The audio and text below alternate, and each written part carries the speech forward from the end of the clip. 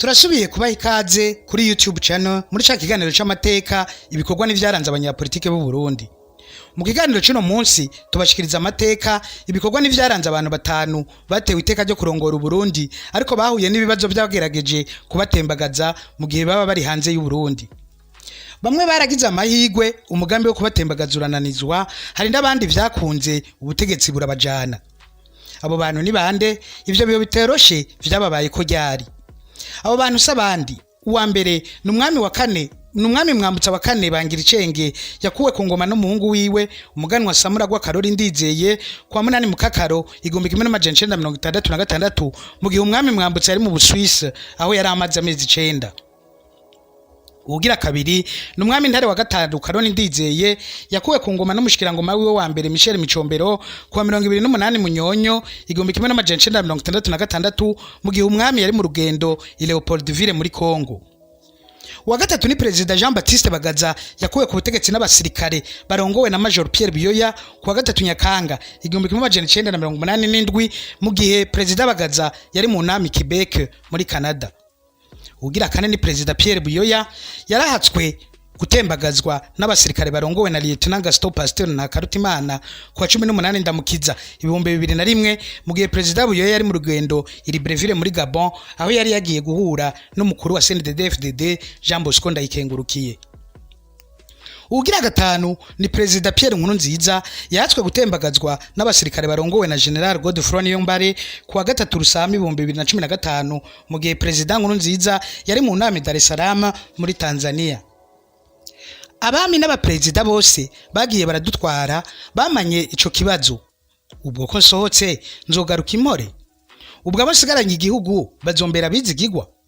Iki kibazo cama kitoroshe kubera ko kenshi umwami canke umukuru w'igihugu ahemukirwa nabo yizigiye abamwegereye cyane aba yaragenye mu mabanga yo hejuru.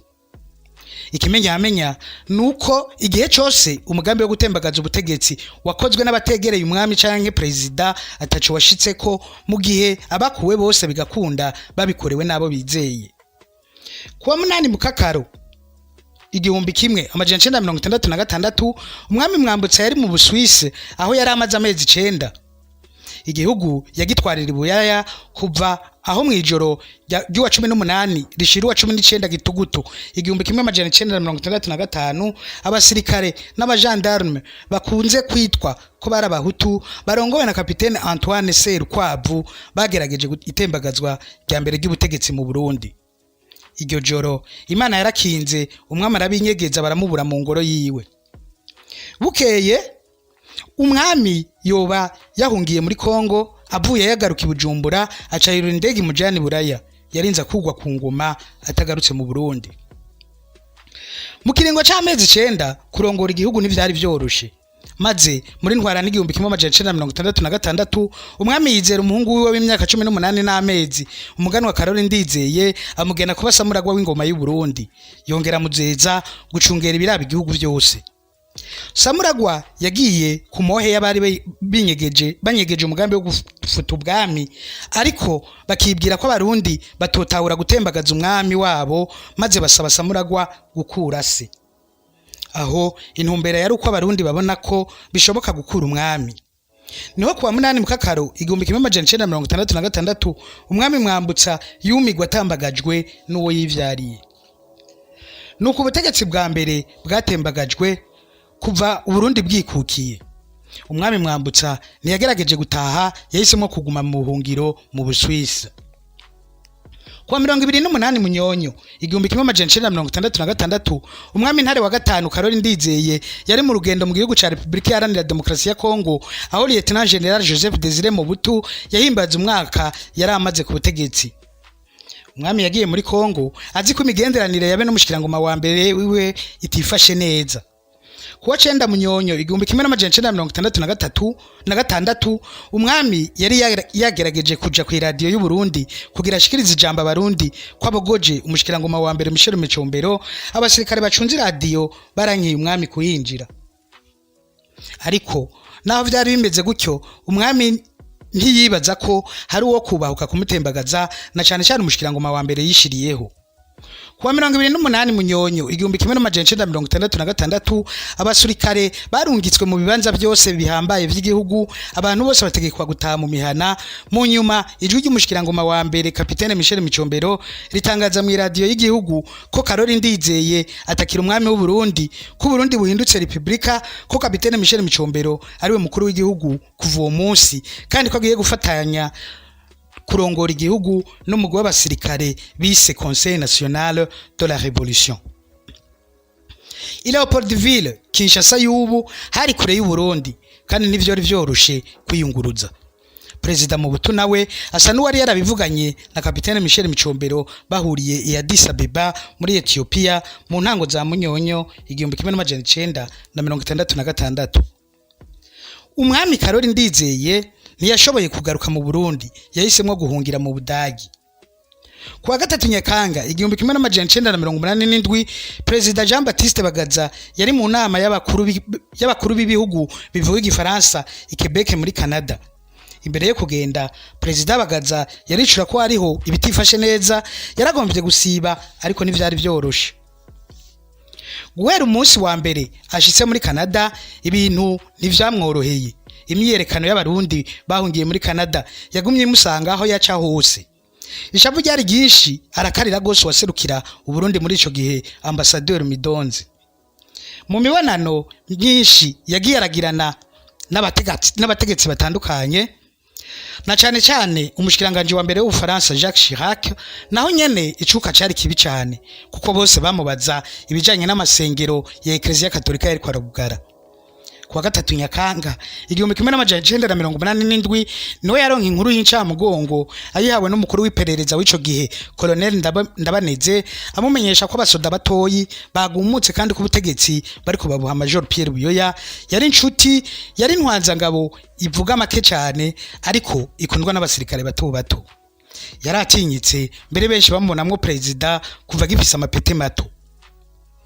President Bagaza yaramaze kuronka makuru amubwira ivya Buyoya, ariko nta fatiro yabiha. Major Pierre Buyoya yari ntwazangabo yize amashure menshi mu Bubirigi, mu Bufaransa no mu Budagi. Yari muri komite nkuru ya Iprona, yagira gatatu mu biro bikuru vya gisirikare. Yari mu bo President Bagaza yizera ko bamukorera neza. Akivyumva, President Bagaza yihutiye gutaha ava muri Canada, acipari mu Bufaransa, yuri indege iji Kigali mu Rwanda. Ageze Kigali baramwankira kubandanya Bujumbura kubera imbibe z'u Burundi zose zari zugaye. President Bagaza ava ngaho aje Kampala, aho yabaye igihe mu nyuma yungururiza Tripoli muri Libya. Yagarutse mu Burundi mu 1993 ubutegetsi bumaze guhinduka kurusha kwa President Ndadaye. Kuwa 18 Ndamukiza muri 2001 President Pierre Buyoya yari mu rugendo iri Libreville muri Gabon, aho yari guhura n'umukuru wa CNDD-FDD Colonel Jean Bosco Ndayikengurukiye. Uwo munsi inyuma y'umutaga niho umugwi w'abasirikare 40 barongowe na Lieutenant Gaston Pasteur Ntakarutimana binjira ku radio y'igihugu, barambura ibigwanisho abasanzwe bayicungera, barayigarurira imbere y'uko Lieutenant Gaston Ntakarutimana atangaza ko abasirikare bagize ico bita Front de la Jeunesse Patriotique FJP bahagaritse leta ya Buyoya. Ibwirizwa shingiro, inama nshinga amateka bavuga ko igariyemwe abajenosideri, ko bugaye ikibuga c'indege n'imbibe z'igihugu, kandi ko abantu basabwe kuguma mu ngo zabo. Nivyatevye umushikiranganje wo kwivuna abansi Colonel Cyril Ndayirukiye yaciye atanguza ibikorwa byo guhagarika uwo mugambi wo gutembagaza ubutegetsi, nawe aca ku radio yigenga yitwa Radio Umwizero yasubiriwe na Bonesha FM, atangaza ko abasirikare bari nyuma ya President Buyoya, asaba ko akagwi k'abasirikare kari ku radio koshira ibigwanisho hasi. Ibintu byagumye gutyo umugoroba wose, abari ku radio barabura abandi basirikare baza kubafasha nkuko bari bavyiteze. Mu buca baca baramanika amaboko barishikana. Bukeye kuwa 19 Ndamukiza 2001 President Buyoya yaratahutse mu gihugu, aboneka ko asa n'urushe, araheza aragabisha abantu bose bosubira kwiyumvira ivyo gutembagaza ubutegetsi. Hano biboneka ko President Buyoya yakijijwe nuko atahemukiwe nabo yizeye. Kuwa 13 Rusama 2015 mu gihe President Pierre Nkurunziza yari mu rugendo i Dar es Salaam muri Tanzania, ahari hategekanijwe inama y'abakuru b'ibihugu bigize EAC, abasirikare n'abapolisi barongowe na General Major Godefroid Niyombare baratangaje ko batembagaje ubutegetsi bwa Pierre Nkurunziza kubera yariko abanyora ibwirizwa shingiro mu kwikiringo ca gatatu, kandi yariko yica abanyagihugu bari mwibarabara bavyiyamiriza. General Major Godefroid Niyombare yahoze agwana muri CNDD-FDD, yari umugenzi akomeye wa Petero Nkurunziza mbere yanahoze abiwe bakiva mu ishamba.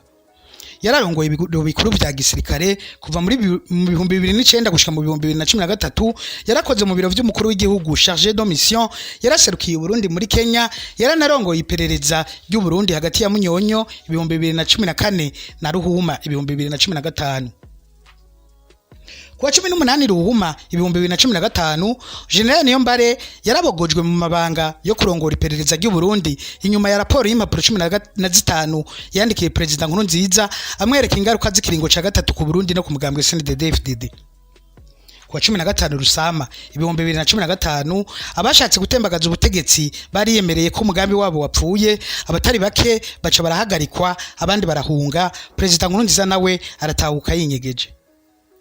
General Niyombare yasiguye ko uwo mugambi wapfuye kubera bari bawupanze bahemukiraniye. Ngaho benshi baremeza ko General Prime Niyongabo yatwara ibiro bikuru vya gisirikare yoba yarahemukiye abo bari basangiye umugambi. Haciye imisi mike President Nkurunziza yavuye yakira abamenyesha makuru aboneka ko asa n'urushe. Na hano biboneka ko President Nkurunziza yakijijwe nuko abo yizeye yashize mu bibanza bikomeye batamuhemukiye. General Niyombare nawe ntiyarakiri mu kibanza ashobora gufata ingingo. Itembagazwa rya nyuma ry'ubutegetsi ryakunze mu Burundi ryabaye muri Mukakaro 1996, aho abasirikare barongowe n'umushikiranganje wo kwivuna abansi Colonel Firmes Nzoyeba batembagaje ubutegetsi bwa President Bantunganya bakabuha President Buyoya. Kuva Burundi bwikukiye abambi babiri n'abapresident bane baramaze gutakaza ubutegetsi biciye muri coup d'etat. Biragoye gose kumenya coup d'etat zoba zarageragejwe nizishoboke. Izamenyekanye cyane niyahakije umwami Mwambutsa mu 1965, zibiri zoba zateguwe ku ntwaro ya President Micombero mu 1969 no mu 1971. Iyoba yarahatswe mu 1977 ku ntwaro ya President Bagaza. Biranavugwa ko coup d'etat ya Pierre Buyoya mu 1987 yoba yatanze izindi zibiri zategura gutembagaza President Bagaza. Harabuzwe zibiri ku ntwaro ya mbere ya President Buyoya mu 1989 no mu 1992. Hari zibiri zahatswe imbere yuko President Ndada yarahira muri Ruhenshi na Mukakaro 1993. Iyahakije President Buyoya mu 2001 no ku ntwaro ya President Nkurunziza naho habuzwe zitatu, naho zibiri za mbere zafashwe nk'irementanya mu 2006, 2010 n'2015.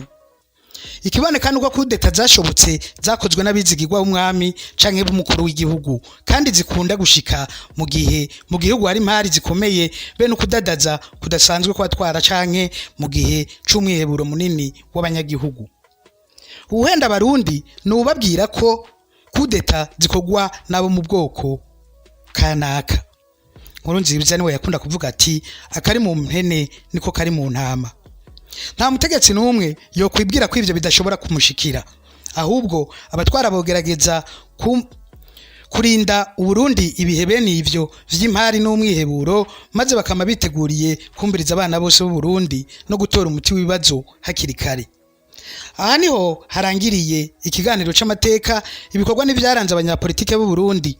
Tubibutse kugira commentaire ariyo comment, like ariyo j'aime, no kugisangiza abandi mu kugira partage ariyo share. Naho ubutaha.